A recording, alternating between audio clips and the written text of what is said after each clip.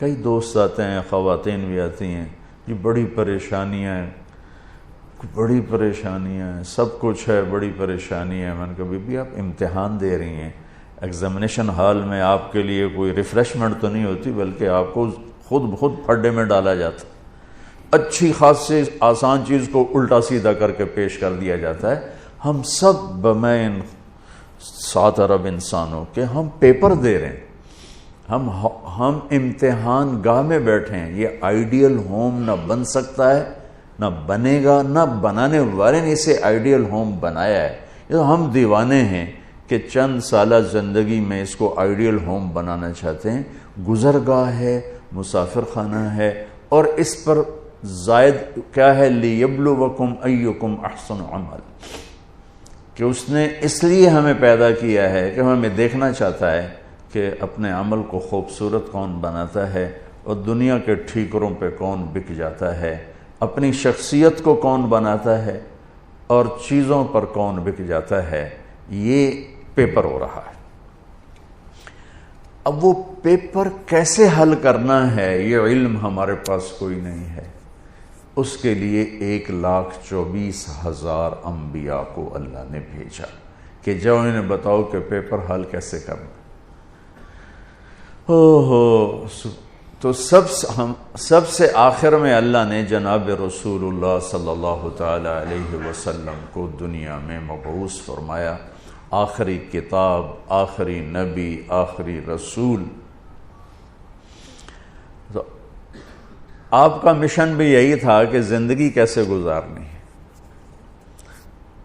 پچھلی کتابوں سے اب چونکہ آپ وجہ کائنات ہیں، ابو ہریرہ نے ایک دفعہ آپ سے پوچھا یا رسول اللہ آپ کو نبوت کب ملی تھی؟ تو ابھی ربیع الاول گزرا ہے،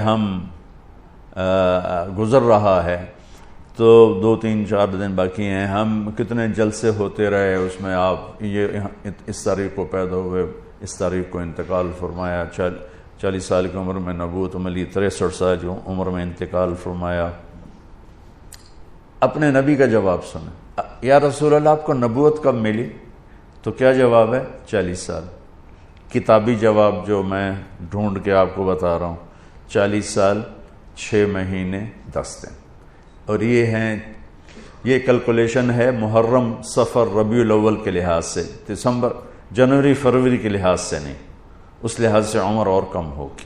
40 سال 6 ماہ 10 دن۔ تو یہ تو کیلکولیٹڈ جواب تھا، تو آپ یہ جواب آپ نہ دیتے، آپ فرماتے ابو ہریرہ 40 سال کی عمر میں نبی بنا، لیکن میرے نبی نے جواب کیا دیا؟ کنت نبیا وان آدم بین الروح والجسد۔ ابو ہریرہ ابھی آدم کی مٹی اکٹھی نہیں ہوئی تھی اور میں نبی بن چکا تھا۔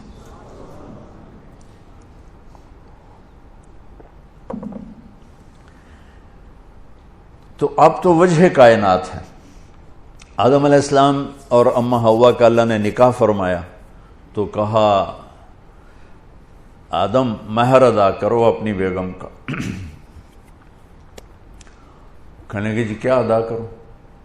تو نکاح تو جنت میں ہو رہا ہے، جنت سونے چاندی سے بھری پڑی ہے، تو اللہ کہتا تھا اتنا زیور ڈال دو، اتنا سونا دے دو۔ میرے اللہ نے کہا آدم آپ کی نسل میں میرے آخری نبی آئیں گے، ان پہ ایک درود پڑھ دے، بس یہی مہر ہے، یہی مہر ہے۔ تو اس سے اور تھوڑا پیچھے چلے جائیں، میرے نبی نے فرمایا کہ اللہ تعالیٰ نے پیدائش کائنات، پیدائش آدم نہیں، پیدائش آدم تو بہت تھوڑی عمر ہے، پیدائش کائنات کو 25-30 ارب سال ہو چکے ہیں۔ پیدائش کائنات سے 1000 سال پہلے اللہ تعالیٰ نے سورہ یاسین کی تلاوت فرمائی۔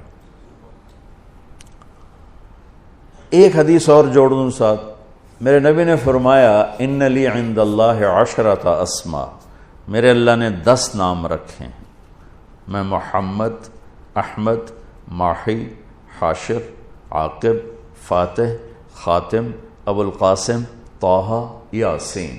یہ آپ نے ایک ہی روایت میں، ایک حدیث میں آپ نے اپنے 10 نام بتائے۔ ویسے تو آپ کے صفات کے ساتھ آپ کے صفاتی نام بھی بے شمار ہیں۔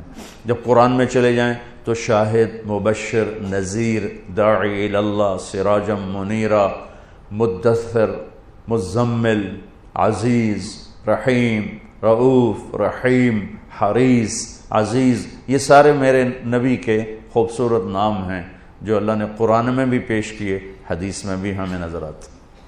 اس میں ایک نام ہے آخری، یاسین۔ کیا ہے؟ بولیں۔ اب سنیں، میرے نبی نے فرمایا اللہ نے کائنات کو پیدا کرنے سے 1000 سال پہلے سورہ یاسین کی تلاوت فرمائی۔ سورہ یاسین، سورہ یاسین کو قرآن کا دل کہا جاتا ہے، صرف پہلی 3 آیات کی وجہ سے قرآن کا دل ہے، باقی مضامین تو وہی ہیں جو پورے قرآن میں ہیں، لیکن پہلے 2-3 جملے وہ ہیں جو پورے قرآن میں دہرائے نہیں گئے۔ یاسین، اب آپ اپنے نبی کا نام ذہن میں رکھیں، میرا اللہ کہہ رہا ہے یاسین، اور یہ تلاوت ہو رہی ہے پیدائش کائنات سے 1000 سال پہلے۔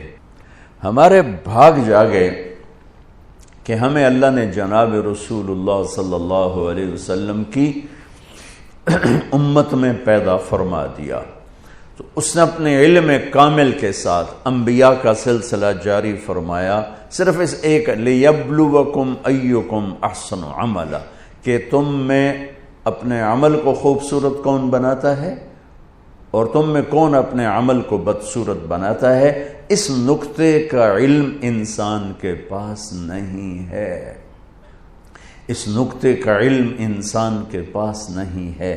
استعداد موجود ہے، فَأَلْهَمَهَا فُجُورَهَا وَتَقْوَاهَا، تیرے اندر برائی کی پہچان بھی ڈال دی، برائی کا راستہ بھی تیرے اندر ڈال دیا، اور اچھائی کا بھی۔